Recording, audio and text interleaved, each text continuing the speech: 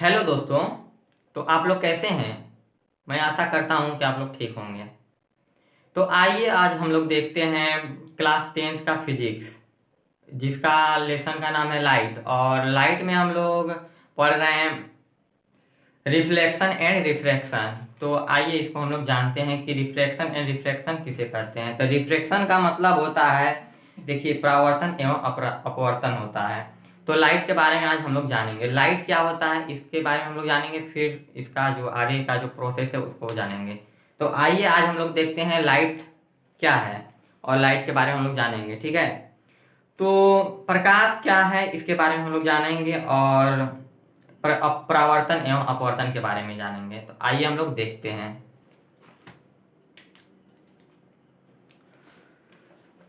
आइए देखते हैं। तो देखिए, पहला हेडिंग तो ये है कि ये प्रकाश, तो लाइट होगा प्रकाश का परावर्तन एवं अपवर्तन। तो रिफ्लेक्शन एंड रिफ्लेक्शन, ठीक है। रिफ्लेक्शन एंड रिफ्रैक्शन, तो परावर्तन एवं अपवर्तन होता है, ठीक है। तो हम लोग जानेंगे प्रकाश का परावर्तन, रिफ्लेक्शन ऑफ लाइट, ठीक है। रिफ्लेक्शन ऑफ लाइट के बारे में जानेंगे। तो पहले हम लोग जानते हैं ये प्रकाश होता क्या है। तो देखिए, प्रकाश का अगर आपसे कोई डिफाइन करेगा कि प्रकाश क्या होता है, तो हम लोग को जानना जरूरी है कि प्रकाश किसे कहते हैं। तो आइए हम लोग देखते हैं प्रकाश किसे कहते हैं। तो प्रकाश किसे कहेंगे, तो कहेंगे प्रकाश का वह बाह्य भौतिक कारण, ठीक है। प्रकाश का वह बाह्य भौतिक कारण जिससे हमें किसी वस्तु को देखने की अनुभूति होती है, ठीक है। प्रकाश का वह बाह्य भौतिक कारण जिससे किसी वस्तु को देखने की अनुभूति होती है, उसे हम लोग प्रकाश कहते हैं, ठीक है। तो आइए देखिए यहां से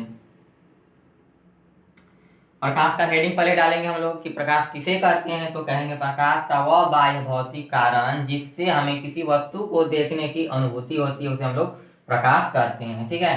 प्रकाश ऊर्जा का ही एक रूप होता है जो हमें सीधी रेखा में गमन करती है, ठीक है।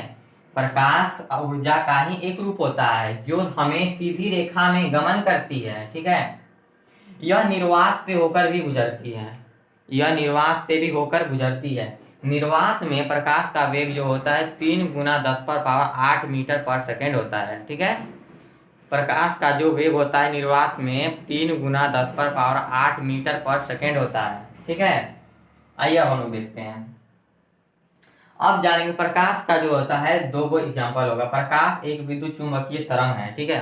प्रकाश जो होता है एक विद्युत चुंबकीय तरंग होता है, ठीक है। देखिए, नंबर 1 में हम लोग देखेंगे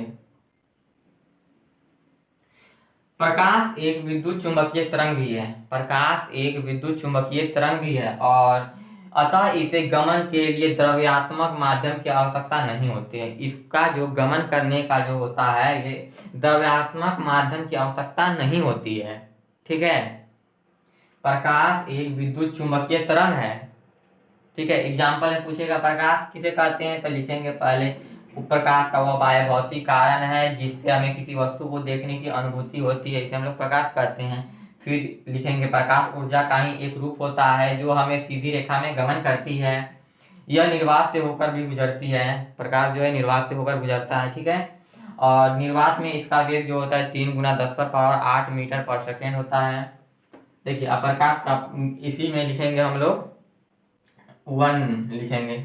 नंबर 1 में लिखेंगे प्रकाश एक विद्युत चुंबकीय तरंग भी है। एग्जाम्पल में लिख देंगे प्रकाश एक विद्युत चुंबकीय तरंग है, ठीक है। और दूसरा में लिखेंगे प्रकाश एक ऊर्जा है, ठीक है। प्रकाश एक ऊर्जा का भी रूप है, ठीक है। तो इसका 2 हो गया, प्रकाश एक ऊर्जा का एक रूप है। तो आइए अब हम लोग देखते हैं किरण क्या है, रे जिसको बोलते हैं, ठीक है। किरण क्या है उसके बारे में हम लोग जानेंगे।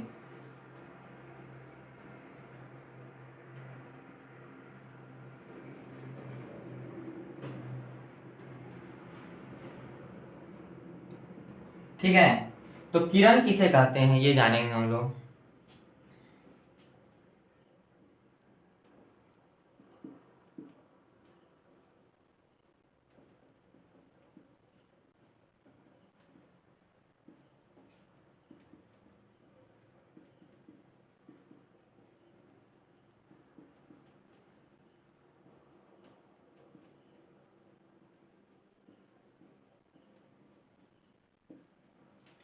चलिए देखते हैं किरण किसे कहते हैं। तो किरण किसे कहते हैं, तो आपसे कोई अगर पूछेगा कि किरण किसे कहते हैं, तो बोलेंगे प्रकाश के गमन पथ की दिशा को किरण कहते हैं। प्रकाश के गमन पथ की दिशा को किरण कहते हैं। ठीक है, तो देखिए अब हम लोग इसका डायग्राम इसका बनाकर दिखा देंगे कि किरण किसे कहते हैं।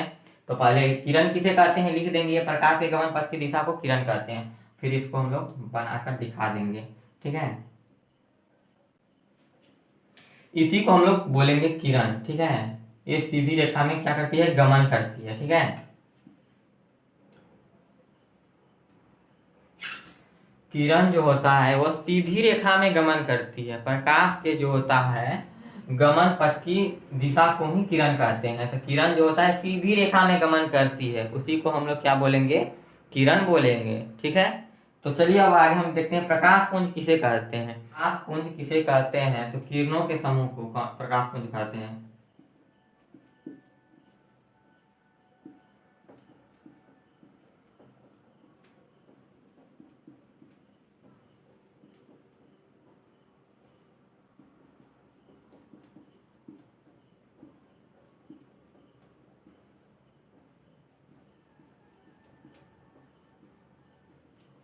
चलिए, प्रकाश पुंज किसे कहते हैं, तो बोलेंगे किरणों के समूह को प्रकाश पुंज कहते हैं। ठीक है, किरणों के समूह को प्रकाश पुंज कहते हैं। अब प्रकाश पुंज कितने प्रकार का होता है ये जानेंगे। प्रकाश पुंज ये हुआ। अब प्रकाश पुंज कितने प्रकार का होता है, तो हम लोग जानेंगे प्रकाश पुंज 3 प्रकार का होता है। ठीक है, प्रकाश पुंज कितने प्रकार का होता है, तो 3 प्रकार का होता है। तो आइए हम लोग जानते हैं कौन कौन सा होता है। देखिए हम लोग लिख देते हैं, प्रकाश पुंज 3 प्रकार का होता है। ठीक है,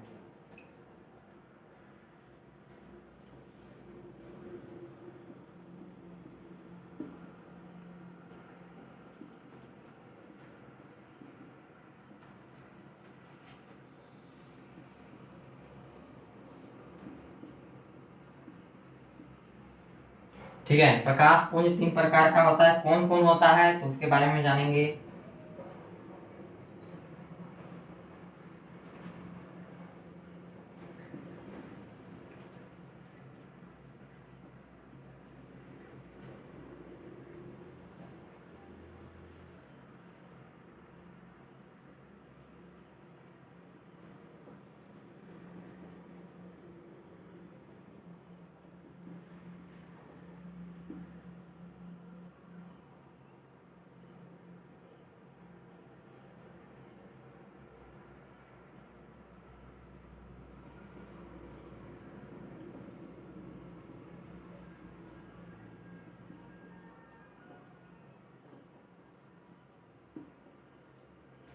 चलिए, प्रकाश पुंज 3 प्रकार का होता है। कौन कौन होता है, तो जानेंगे। पहला जो होता है समांतर प्रकाश पुंज। ठीक है, पहला जो होता है आपका समांतर प्रकाश पुंज होता है। दूसरा जो होता है अभिसारी प्रकाश पुंज होता है। ठीक है, पहला जो प्रकाश पुंज होता है समांतर प्रकाश पुंज होता है, और दूसरा जो प्रकाश पुंज होता है अभिसारी प्रकाश पुंज होता है। तीसरा जो होता है अपसारी प्रकाश पुंज होता है। ठीक है, एक में देखिए समांतर प्रकाश पुंज किसे कहते हैं।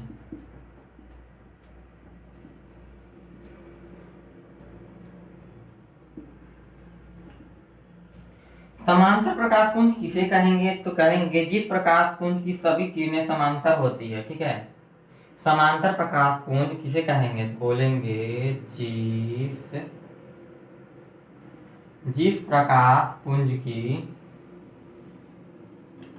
प्रकाश पुंज की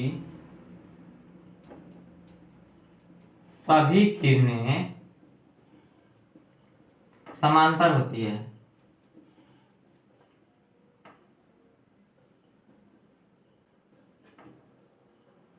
ठीक है, समांतर प्रकाश पुंज किसे कहेंगे, तो बोलेंगे जिस प्रकाश पुंज की सभी किरणें समांतर होती है।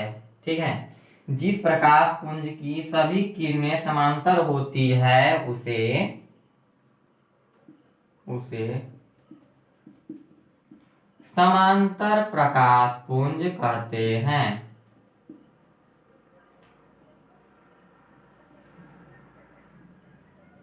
ठीक है, जब आपसे कोई पूछेगा कि समांतर प्रकाश पुंज किसे कहते हैं, तो बोलेंगे आप जिस प्रकाश पुंज की सभी किरणें समांतर होती है उसे हम लोग समांतर प्रकाश पुंज कहते हैं। देखिए समांतर प्रकाश पुंज कैसा दिखता है, तो आइए दिखा देखते हैं।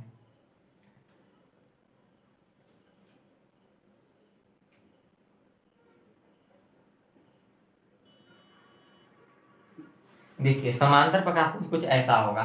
समांतर प्रकाश पुंज कहता क्या है, इसमें पहले डिफिनेशन से समझिए आप लोग कि डिफिनेशन क्या कह रहा है, तब तो समझ में आ ही जाएगा ना। डिफिनेशन पहले समझ जाइएगा तो आपको समझ में आ जाएगा।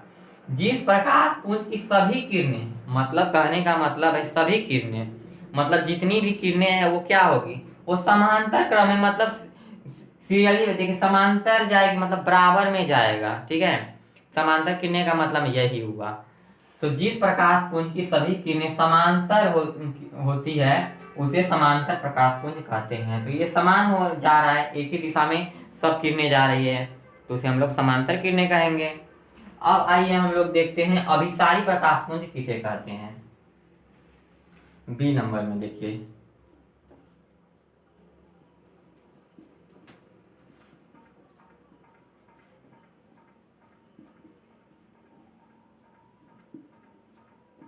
अभिसारी प्रकाश पुंज किसे कहते हैं। तो आइए हम लोग देखते हैं अभिसारी प्रकाश पुंज किसे कहते हैं। तो बोलेंगे जिस प्रकाश पुंज की सभी किरणें एक बिंदु पर मिलती है। ठीक है, अभिसारी प्रकाश पुंज किसे कहेंगे, जिस प्रकाश पुंज की सभी किरणें एक बिंदु पर मिलती है उसे हम लोग अभिसारी प्रकाश पुंज कहते हैं।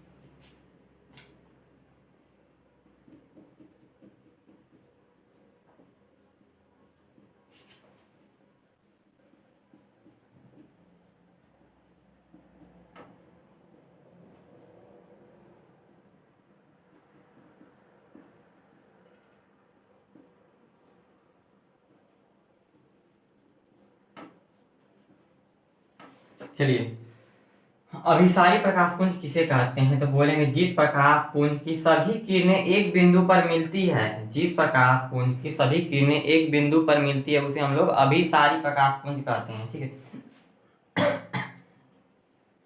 अभिसारी प्रकाश पुंज को हम लोग संतृप्त प्रकाश पुंज भी कहते हैं। ठीक है, अभिसारी प्रकाश पुंज, अभिसारी प्रकाश पुंज को, अभिसारी प्रकाश पुंज को हम लोग संतृप्त प्रकाश पुंज भी कहते हैं। ठीक है, देखिए यहाँ लिख देते हैं।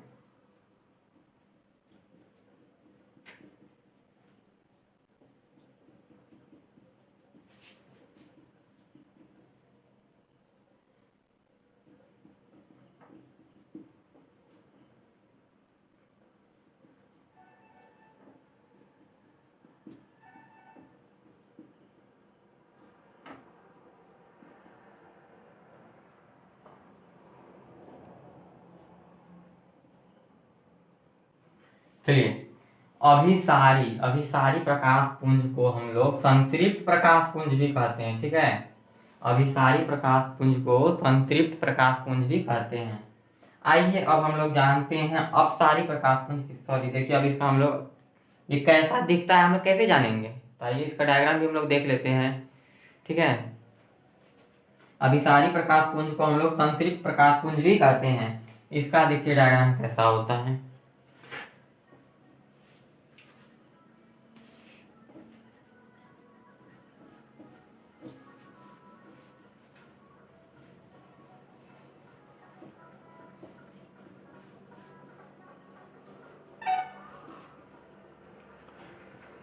चलिए देखते हैं अभिसारी प्रकाश पुंज कैसा होता है।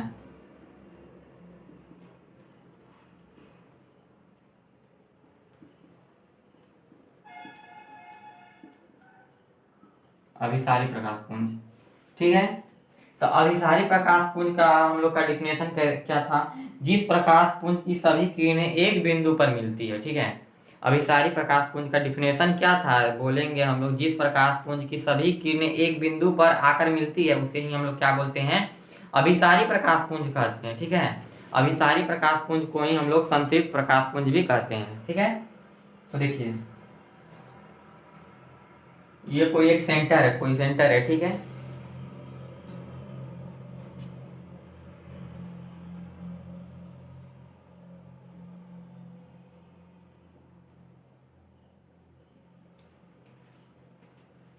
देखिए ये एक कोई सेंटर है। ठीक है, यहाँ कोई प्रकाश पुंज आ रही है और यहाँ से इसी सेंटर पे ये जितना भी प्रकाश पुंज है वो एक ही सेंटर पे आके मिल रहा है। ठीक है, ये प्रकाश पुंज आ रहा है, इधर ये भी आ रहा है, ये भी आ रहा है, ये भी, सब क्या कर रहा है, एक ही सेंटर पे आ रहा है। इसी को हम लोग बोलेंगे अभिसारी प्रकाश पुंज और डिफिनेशन भी सेम वही कह रहा है जो अभी हम आपको बता रहे हैं। तो देखिए क्या कह रहा है, जिस प्रकाश पुंज की सभी किरणें, सभी किरणें का मतलब हो गया जितनी भी किरणें आएगी ना, चाहे ये 3 आए, 4 आए, 5 आए, जितनी भी किरणें आए, क्या होगा, एक ही बिंदु पर क्या होगा, स्थित होगा। कि जितना भी किरणें होगा सब एक ही सेंटर पे क्या होगा, स्थित होगा। उसी को हम लोग क्या बोलेंगे, अभिसारी प्रकाश पुंज कहेंगे। अभिसारी प्रकाश पुंज को भी हम लोग संतृप्त प्रकाश पुंज कहते हैं। ठीक है, तो आइए अब हम लोग अपसारी प्रकाश पुंज के बारे में जानते हैं।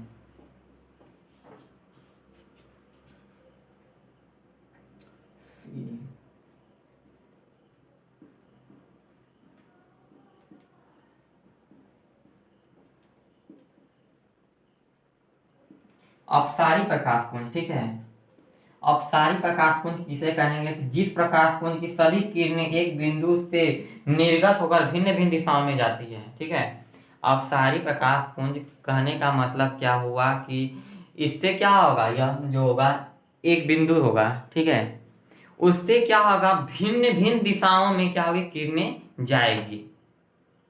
समझे, एक बिंदु होगा, उससे पहले क्या अभिसारी प्रकाश पुंज में क्या था कि एक बिंदु होगा, उस पर क्या होगा, एक ही बिंदु पर सभी किरणें आएगी। लेकिन इसमें क्या होगा, एक किरणें, एक बिंदु होगा। ठीक है, और एक बिंदु से सभी दिशाओं में किरणें क्या होगी, जाएगी। उसी को बोलेंगे अपसारी प्रकाश पुंज। तो आइए देखते हैं।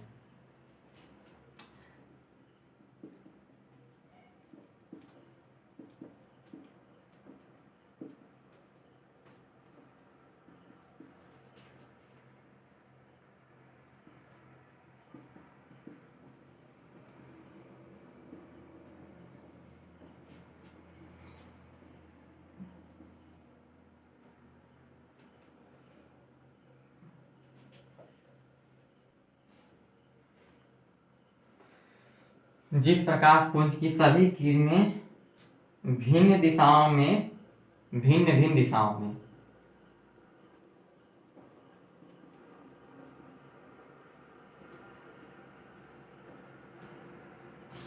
भिन्न भिन्न दिशाओं में गमन करती है। ठीक है,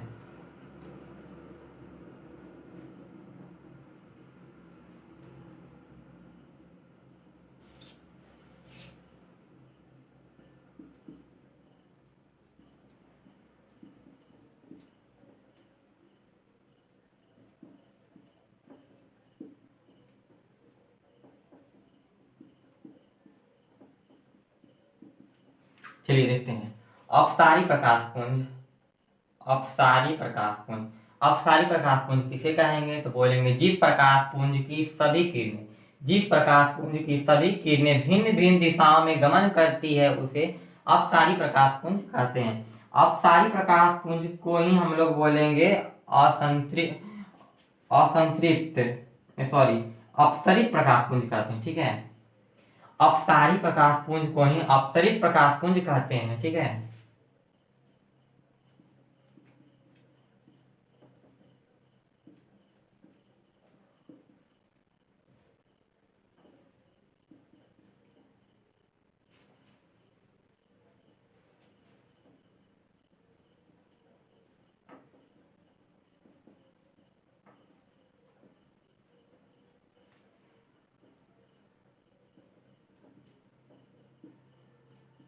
ठीक है, तो देखिए अपसारी प्रकाश पुंज को असंतृप्त प्रकाश पुंज भी कहते हैं। ठीक है, अपसरित बोलते हैं। ठीक है, थोड़ा सा मिसअंडरस्टैंडिंग हो जाता है। तो चलिए, अपसारी प्रकाश पुंज को अपसरित प्रकाश पुंज कहते हैं। तो देखिए इसका कैसा होता है डायग्राम, देख लीजिए।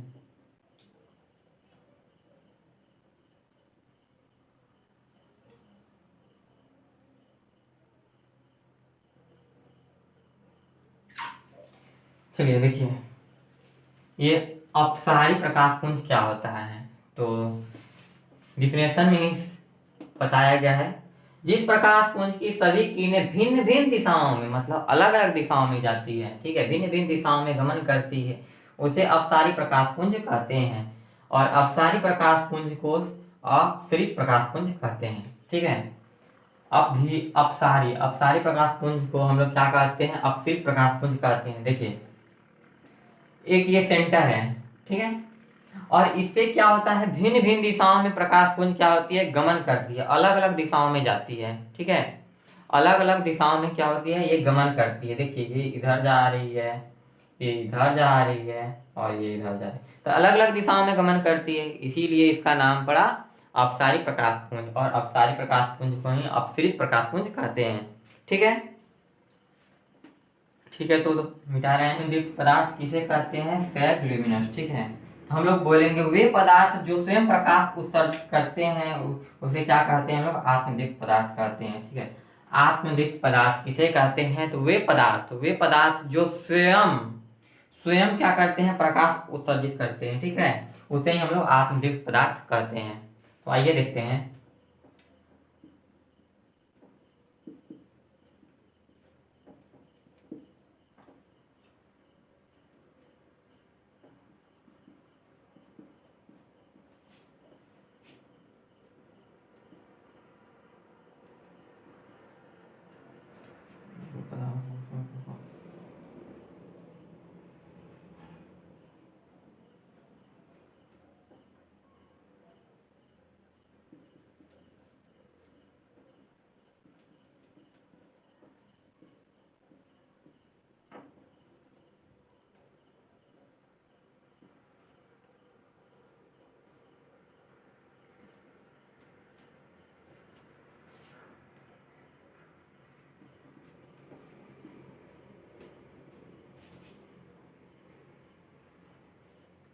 ठीक है, आत्मदीप्त पदार्थ किसे कहते हैं, तो बोलेंगे वे पदार्थ जो स्वयं प्रकाश उत्सर्जित करते हैं, आत्मदीप्त पदार्थ कहते हैं या आत्मदीप्त पदार्थ कहलाते हैं। जो लिखना चाहते हैं, कहते भी हैं और या हम लोग कहलाते हैं। अच्छा लग रहा है सुनने में।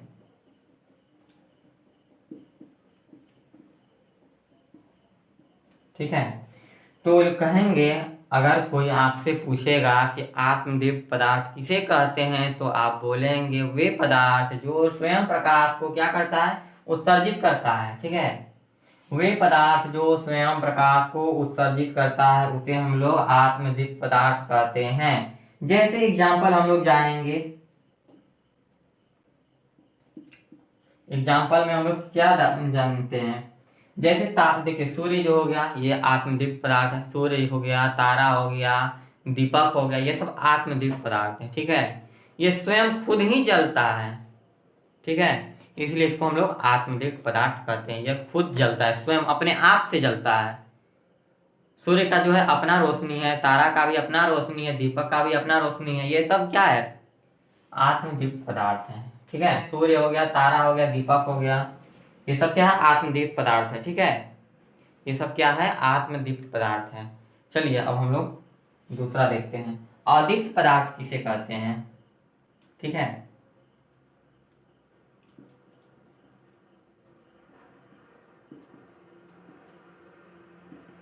ठीक है, अदीप्त पदार्थ नॉन ल्यूमिनस,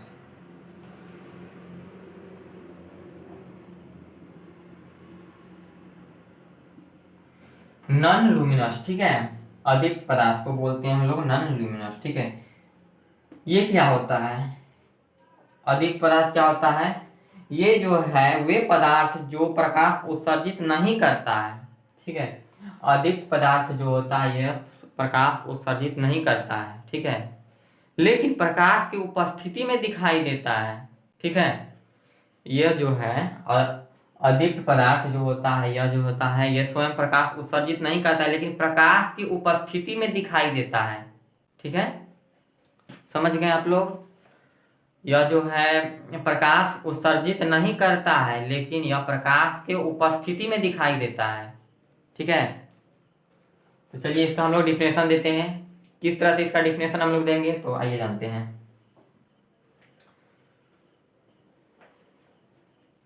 लिखेंगे वे पदार्थ जो प्रकाश उत्सर्जित नहीं करता है।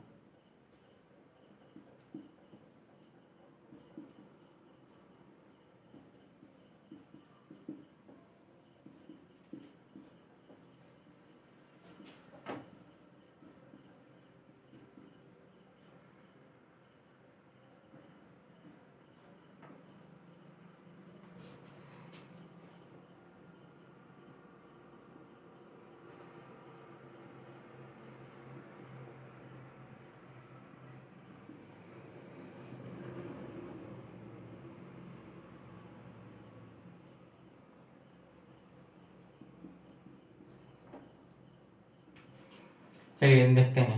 वे पदार्थ जो प्रकाश की, ठीक है, वे पदार्थ जो प्रकाश की वे पदार्थ जो प्रकाश उत्सर्जित नहीं करता है, ठीक है, वे पदार्थ जो प्रकाश उत्सर्जित नहीं करता है लेकिन प्रकाश की उपस्थिति में दिखाई पड़ता है, ठीक है,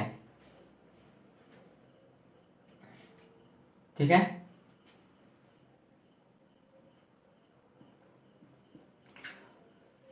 अदीप्त पदार्थ किसे कहते हैं, तो वे पदार्थ जो प्रकाश उत्सर्जित नहीं करता है, ठीक है, वे पदार्थ जो प्रकाश उत्सर्जित नहीं करता है लेकिन प्रकाश की उपस्थिति में दिखाई पड़ता है, उसे हम लोग क्या कहेंगे, अदीप्त पदार्थ कहेंगे।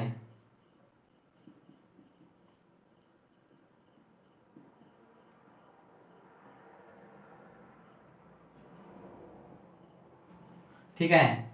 अदीप्त पदार्थ किसे कहते हैं, तो हम लोग बोलेंगे वे पदार्थ जो प्रकाश उत्सर्जित नहीं करता है लेकिन प्रकाश की उपस्थिति में दिखाई पड़ता है, उसे क्या कहेंगे हम लोग, अदीप्त पदार्थ कहते हैं। एग्जाम्पल हम लोग जानेंगे अदीप्त पदार्थ किसे कहते हैं। तो पत्थर हो गया, टेबल हो गया, ठीक है, पत्थर, टेबल, कुर्सी, डस्टर, ये सब जो है क्या है, अदीप्त पदार्थ है। क्योंकि क्योंकि क्योंकि ये जो है स्वयं प्रकाश उत्सर्जित नहीं करता है लेकिन प्रकाश की उपस्थिति में दिखाई देता है। समझे बात को? प्रकाश की उपस्थिति में ये जो है दिखाई देता है लेकिन ये खुद उत्सर्जित प्रकाश को नहीं करता है, इसलिए हम लोग इसको बोलेंगे अदीप्त पदार्थ बोलेंगे, ठीक है। तो आइए इसका एग्जांपल हम लोग जानते हैं। जैसे हो गया पत्थर, हो गया टेबल, हो गया कुर्सी, हो गया, ये सब क्या है, अदीप्त पदार्थ है, ठीक है। पत्थर हो गया, टेबल हो गया, कुर्सी हो गया इत्यादि। आप लोग और भी आगे लिख सकते हैं, बहुत सारा कुछ है, बोर्ड हो गया, ये सब क्या है, अदीप्त पदार्थ है,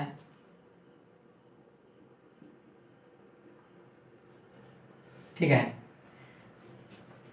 तो आप लोग अदीप्त भी जानेंगे किसे कहते हैं। अब एक छोटा सा नोट लिख लीजिएगा।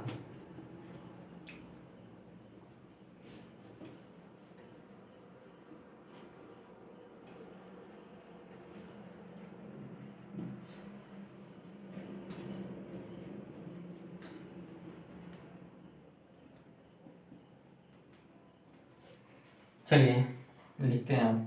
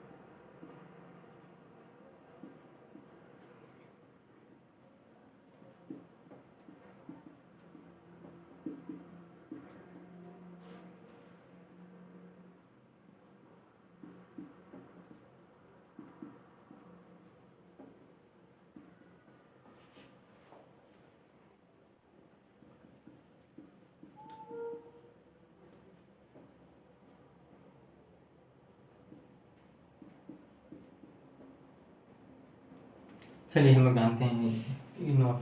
चंद्रमा अदीप्त पदार्थ है क्योंकि यह प्रकाश नहीं उत्सर्जित करता है, लेकिन वह अपने पर पड़ने वाले सूर्य प्रकाश को परावर्तित कर देता है। ठीक है, चंद्रमा जो है क्या है, अदीप्त पदार्थ है। चंद्रमा क्या है, अदीप्त पदार्थ है। ये आप लोग याद रखिएगा, ये इतना पॉइंट पूछेगा कि चंद्रमा क्या है, आत्मदीप्त है या अदीप्त है, तो आप लोग बोलिएगा अदीप्त पदार्थ है। ठीक है, आत्मदीप्त नहीं है। ठीक है, अदीप्त है। चंद्रमा क्या है, अदीप्त है। अब कहिएगा चंद्रमा तो जलता है, लेकिन चंद्रमा जलता क्यों है, क्योंकि वो सूर्य के जब रोशनी देता है तो ये चंद्रमा क्या होता है, अवशोषित कर लेता है। ठीक है, जिसके कारण वो रात में वो दिखाई देता है कि चंद्रमा क्या है, रोशनी दे रहा है। लेकिन ऐसा कुछ नहीं है, इसलिए बुक में नोट में दे दिया गया है कि चंद्रमा जो है अदीप्त पदार्थ है, क्योंकि यह प्रकाश नहीं उत्सर्जित करता है। चंद्रमा जो है प्रकाश को उत्सर्जित नहीं करता है, बल्कि वह अपने पर पड़ने वाला सूर्य प्रकाश को परावर्तित कर देता है। समझें, ये अपने पर पड़ने वाला जो सूर्य का प्रकाश का जो किरण है वो क्या करता है, परावर्तित कर देता है। ठीक है, चलिए अब हम लोग आगे देखते हैं प्रकाशीय माध्यम क्या है।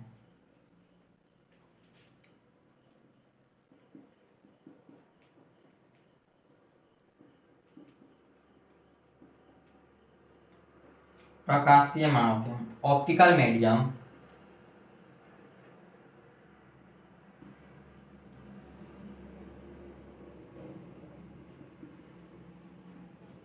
ठीक है, प्रकाशीय माध्यम ऑप्टिकल मीडियम।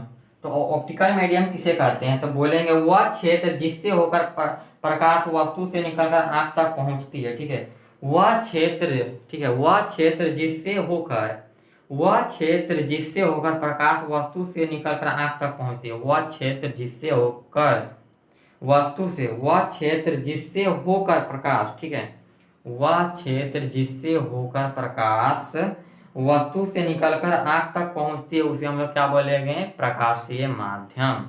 प्रकाशीय माध्यम किसे कहते हैं, आइए हम लोग जानते हैं।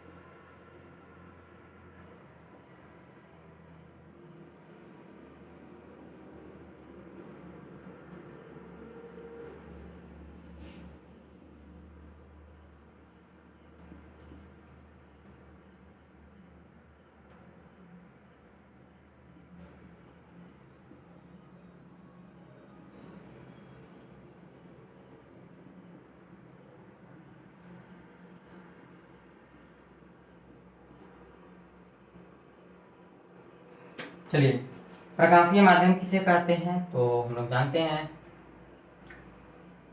वह क्षेत्र जिससे होकर प्रकाश वस्तु से निकलकर आंख तक पहुंचती है। ठीक है, वह क्षेत्र जिससे होकर प्रकाश वस्तु से निकलकर आंख तक पहुंचती है, प्रकाशीय माध्यम कहते हैं उसे। ठीक है, उसे क्या कहेंगे हम लोग, प्रकाशीय माध्यम कहते हैं। ठीक है, वह क्षेत्र जिससे होकर प्रकाश वस्तु से निकलकर आंख तक पहुंचती है, प्रकाशीय माध्यम कहते हैं।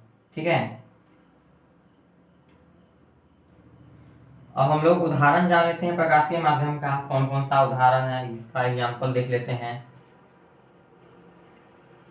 एग्जाम्पल, तो इसका एग्जाम्पल आपका हो जाएगा हवा हो जाएगा, पानी हो जाएगा, कांच हो जाएगा, ताप हो जाएगा। ठीक है, क्या क्या होगा, हवा हो जाएगा, पानी हो जाएगा, ताप हो जाएगा और कांच भी होगा। ये सब क्या है, प्रकाशीय माध्यम है। ठीक है, प्रकाशीय माध्यम का एग्जाम्पल क्या क्या होगा, हवा हो जाएगा, पानी हो जाएगा, ताप हो जाएगा, कांच हो जाएगा, ये सब क्या है, प्रकाशीय माध्यम है।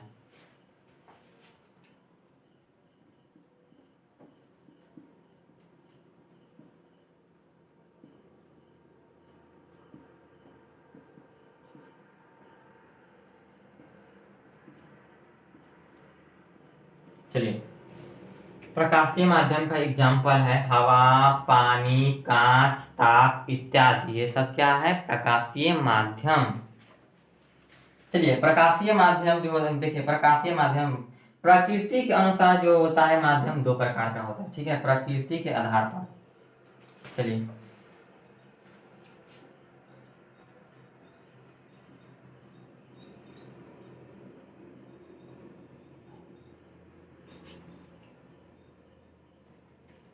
प्रकृति के आधार या अनुसार जो लिख सकते हैं।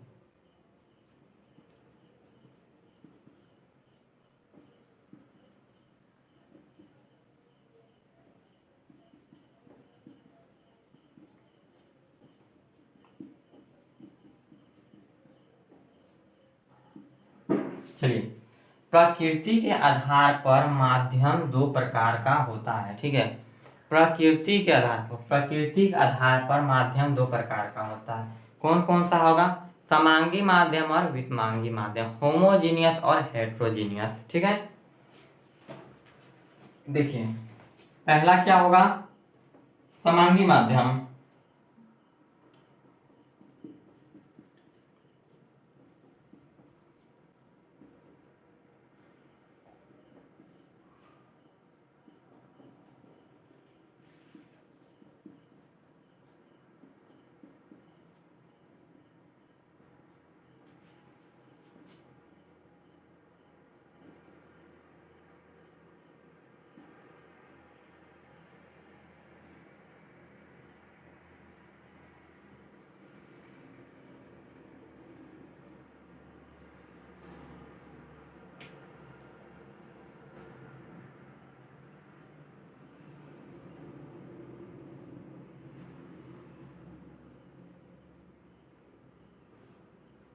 चलिए, तो देखिए, प्रकृति के अनुसार माध्यम दो प्रकार का होता है। कौन कौन होगा? समांगी माध्यम, जिसको हम लोग बोलते हैं इंग्लिश में होमोजीनियस, और विषमांगी माध्यम को हेट्रोजीनियस बोलते हैं। ठीक है, तो आइए अब हम लोग जानते हैं समांगी माध्यम और विषमांगी माध्यम किसे कहते हैं। एक डालेंगे।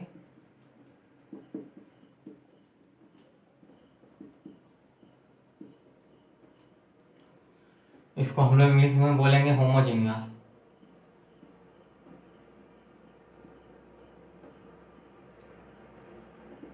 ठीक है, समांगी माध्यम किसे बोलेंगे? समांगी माध्यम का मतलब होता है जो इसमें क्या होता है? समान होता है सब कुछ। ठीक है, समांगी माध्यम का मतलब क्या होता है? समान होना। ठीक है, तो बोलेंगे समांगी माध्यम किसे कहते हैं, तो जानिए। समांगी माध्यम के प्रत्येक भाग के क्या होता है? गुण एवं जो होता है बनावट जो होता है समान होता है। ठीक है, समांगी माध्यम का क्या होता है? गुण एवं जो बनावट होता है समान होता है। ठीक है,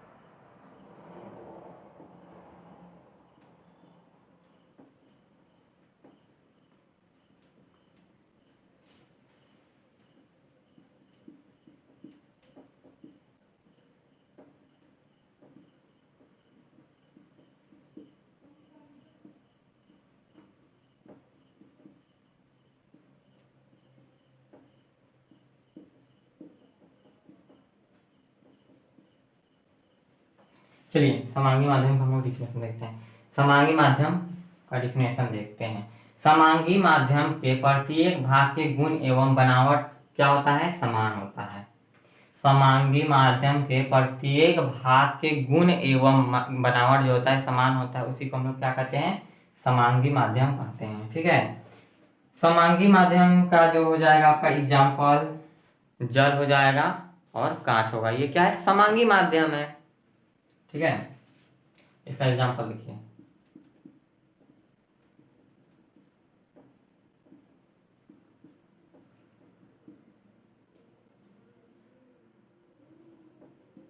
ठीक है, समांगी माध्यम का जो एग्जाम्पल होगा जल एवं कांच हो जाएगा। ये जो होता है समान माध्यम होता है, प्रति इसका जो गुण और जो बनावट होता है क्या होता है, समान होता है। उसी को तो हम लोग समांगी माध्यम बोलते हैं, होमोजेनियस। अब जानते हैं विषमांगी माध्यम क्या होता है।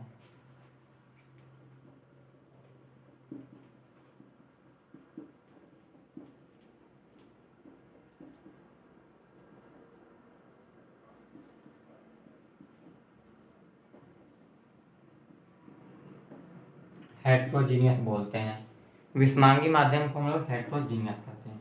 ठीक है, तो विषमांगी माध्यम क्या होता है, विषमांगी माध्यम में प्रत्येक भाग के गुण एवं बनावट क्या होता है, असमान होता है। मतलब इसमें क्या होता है, अलग अलग होता है। इसका जो गुण और बनावट जो होता है क्या होता है, अलग अलग होता है।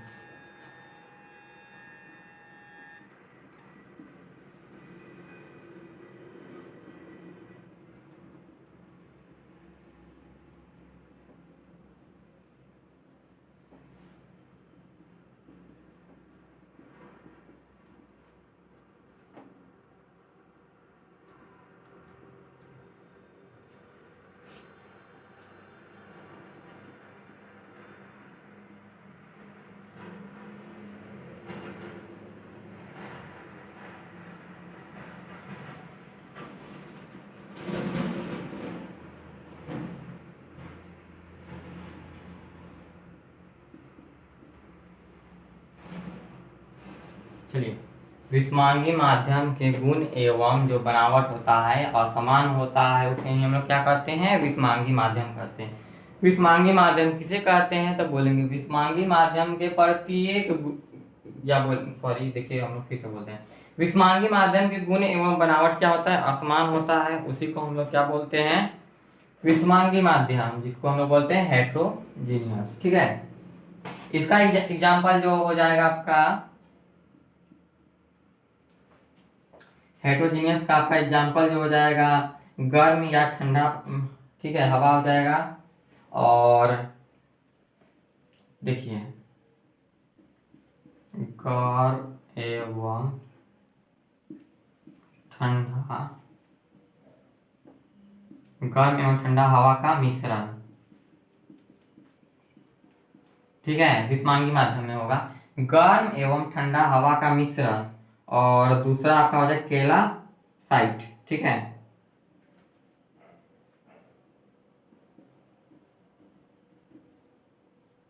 इत्यादि,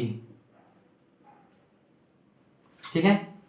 विषमांगी माध्यम का जो होगा गर्म एवं ठंडा हवा का मिश्रण होगा और कैलासाइट होगा, ठीक है। चलिए अब हम लोग आगे देखते हैं। अब हम लोग देखते हैं पारदर्शी पदार्थ किसे कहते हैं, ठीक है। पारदर्शी पदार्थ, आर पार दिखता हो उसी को हम लोग पारदर्शी पदार्थ कहते हैं। तो आइए हम लोग देखते हैं पारदर्शी पदार्थ का डिफिनेशन। चलिए, पारदर्शी पदार्थ किसे कहते हैं, पारदर्शी पदार्थ किसे कहते हैं, तो बोलेंगे जिस पदार्थ से होकर, क्या बोलेंगे, जिस पदार्थ से होकर प्रकाश की किरण पूर्ण रूप से आर पार निकल जाती है, ठीक है। पारदर्शी पदार्थ में होता है जिन पदार्थ से होकर प्रकाश की किरण पूर्ण रूप से आर पार निकल जाती है, उसी को हम लोग क्या बोलेंगे, पारदर्शी पदार्थ कहते हैं, ठीक है। इसमें क्या होगा, पूर्ण रूप से आर पार निकल जाती है, उसी को हम लोग क्या बोलेंगे, पारदर्शी पदार्थ कहते हैं, ठीक है। जैसे हम लोग देखते हैं एग्जाम्पल में पारदर्शी का,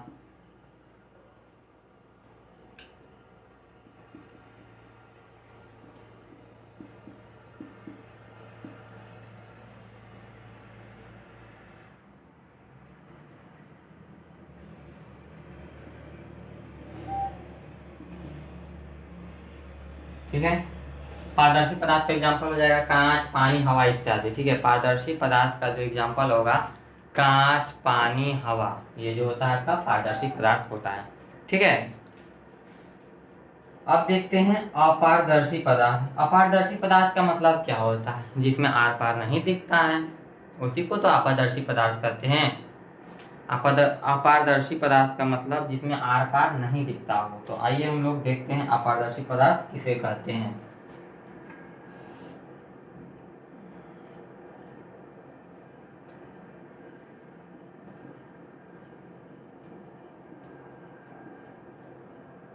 अपारदर्शी। ओके ओके क्यूब, ठीक है। तो अपारदर्शी पदार्थ इसे कहते हैं, इसके बारे में हम जानेंगे।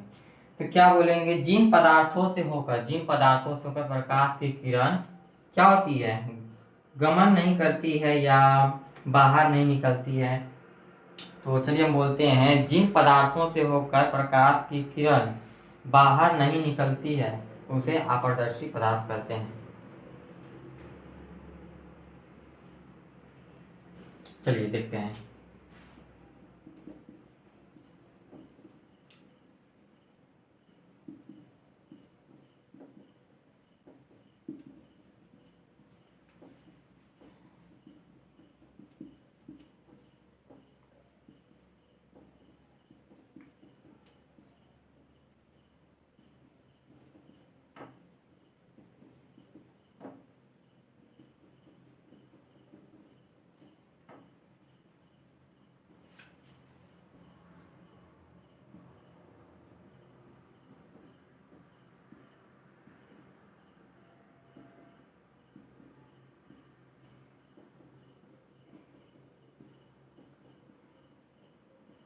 ठीक है, जिन पदार्थों से होकर, ठीक है, जिन पदार्थों से होकर प्रकाश की किरण बाहर नहीं निकलती है उसे हम लोग अपारदर्शी पदार्थ कहते हैं। अपारदर्शी पदार्थ किसे कहते हैं, जिन पदार्थों से होकर प्रकाश की किरण बाहर नहीं निकलती है उसे हम लोग क्या कहते हैं, अपारदर्शी पदार्थ कहते हैं। जैसे जान लीजिए, जैसे हो जाएगा लकड़ी, हो जाएगा पत्थर, हो जाएगा चौक, हो जाएगा डस्टर, हो जाएगा टेबल, हो जाएगा कुर्सी, हो जाएगा बहुत सारा चीज़ है।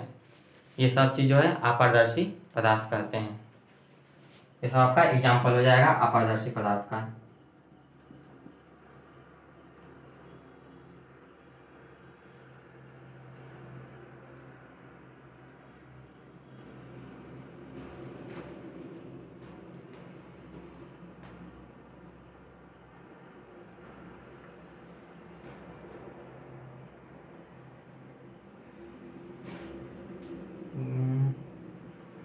ईंट दे देते हैं इत्यादि, ठीक है। तो देखिए, अपारदर्शी पदार्थ का जो होता है एग्जाम्पल, टेबल, कुर्सी, पत्थर, ईंट जो है ये अपारदर्शी है, ठीक है। सिंपल सी बात, जिसमें प्रकाश की किरण जो होता है, जिससे होकर प्रकाश की किरण बाहर नहीं निकलते हैं उसे हम लोग अपारदर्शी पदार्थ कहते हैं, ठीक है। बस यही जानना है। पर आभासी पदार्थ किसे कहते हैं, ट्रांसल्यूसेंट, ठीक है, ट्रांसल्यूसेंट, ठीक है। परभासी पदार्थ, तो परभासी पदार्थ किसे कहेंगे, तो जिन पदार्थों से होकर, ठीक है, जिन पदार्थों से होकर प्रकाश का कुछ अंश बाहर निकलता हो, ठीक है, जिन पदार्थों से होकर प्रकाश का कुछ अंश बाहर निकलता हो उसे हम लोग पारभासी पदार्थ कहते हैं। आइए देखते हैं।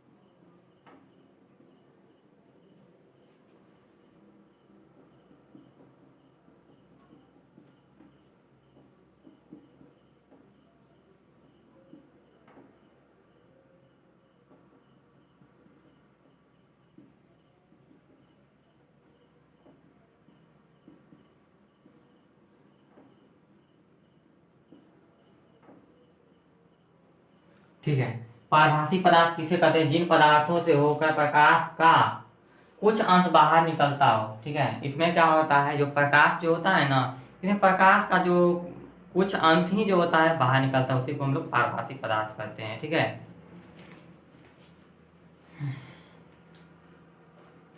देखिए, इसका एग्जाम्पल हो जाएगा आपका तेल लगा कागज।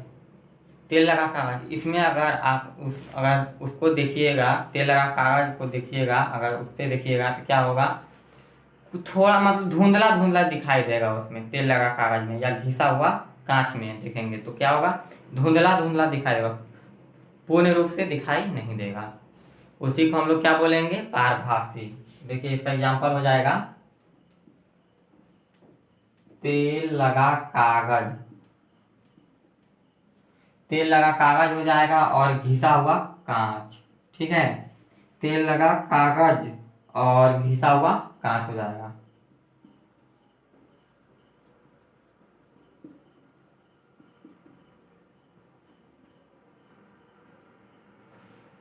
यही आपका दो एग्जाम्पल है, तेल लगा कागज और घिसा हुआ कांच हो जाएगा। ठीक है, इत्यादि।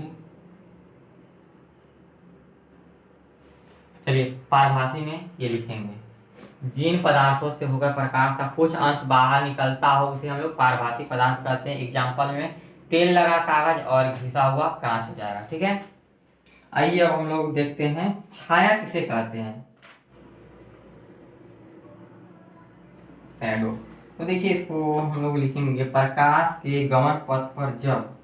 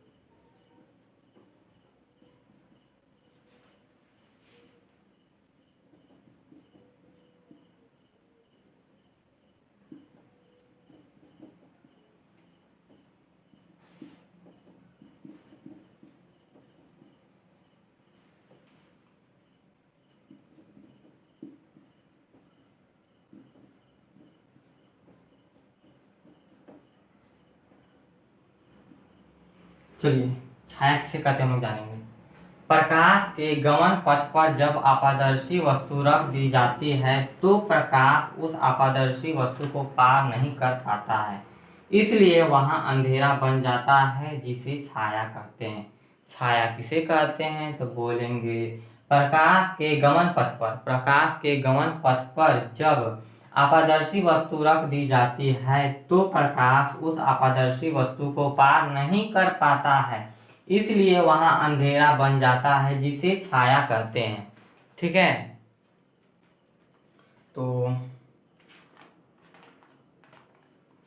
दोस्तों आज का क्लास यहीं तक रहेगा। अब हम लोग नेक्स्ट वीडियो में मिलेंगे, और इस वीडियो को आप लोग अच्छे से देखिएगा, और अच्छा लगेगा आपको वीडियो तो लाइक भी कीजिएगा और चैनल को सब्सक्राइब भी कीजिएगा।